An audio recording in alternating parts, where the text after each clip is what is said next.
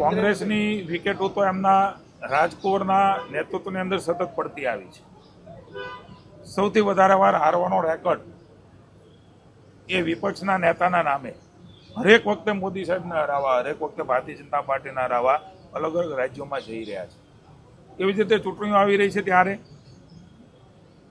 એક બાજુ દયા પણ આવે ને એક બાજુ હસવાનું પણ આવે.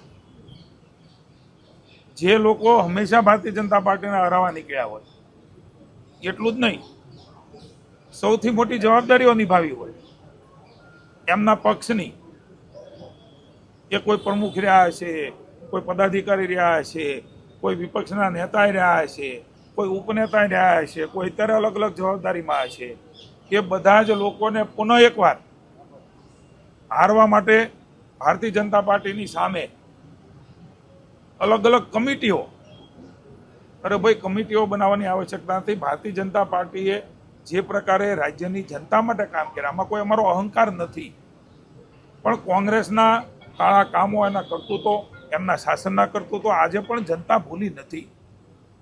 એના મન, એ લોકો, એ મત છે, અને અમારા મન એ માણસ છે. અમે લોકોને માણસ તરીકે જોઈએ છીએ. ભગવાન રામ એમનામાં વસે છે, આપણા સૌમાં વસે છે, શાસકોના મનમાં વસે છે. એ રામને કેવી રીતે રાજી રહે, એમની સુવિધાઓ, એમની વ્યવસ્થાઓ એ કેવી રીતે આગળ વધે, અને આપણું સમૃદ્ધ ગુજરાત એ વિશ્વગુરુના સ્થાને ભારત બેસે ત્યારે અનેકવિધ વિકાસની ઊંચાઈઓ સાથે આવનારી કોર્પોરેશન, તાલુકા, જિલ્લા પંચાયતની ચૂંટણીમાં પણ કોંગ્રેસ એ મોભર પડવાની છે. એની આ સાબિતી છે, કારણ કે એમના જ નેતૃત્વમાં બધા લડ્યા છે, એમના નેતૃત્વમાં જ બધા હાર્યા છે. એમની સ્ટ્રેટેજીઓ, એમની જ કેમ્પેનિંગ કમિટીઓ, એમના જ બધા મેન્યુફેસ્ટો એ જનતાએ નકાર્યા છે. હજી પણ આવનારા સમયની અંદર જનતા નકારવાની છે. કે કોઈ આવે, કોઈ જાય, કોઈ રહે, કંઈ ન રહે, કારણ કે કોંગ્રેસ એ ખોખલી થઈ ગઈ છે. કોંગ્રેસ એ જનતામાં ખુલ્લી પડી ગઈ છે. ન તો એની પાસે કાર્યકર્તા છે, ન તો એની પાસે જનતાનો પ્રેમ છે. માત્ર નેતાઓથી બનેલી પાર્ટી કે હવે ગુજરાતમાં રહી.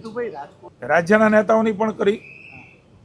કોઈને સ્વૈચ્છિક રીતે કંઈ પણ રાજનીતિમાં નિર્ણય લેવો હોય, જાહેર જીવનમાં એ વ્યક્તિગત રીતે લઈ શકતા હોય છે, પણ ભારતીય જનતા પાર્ટીને કોઈ આવે કે કોઈ જાય, આ કોઈ નવા નથી.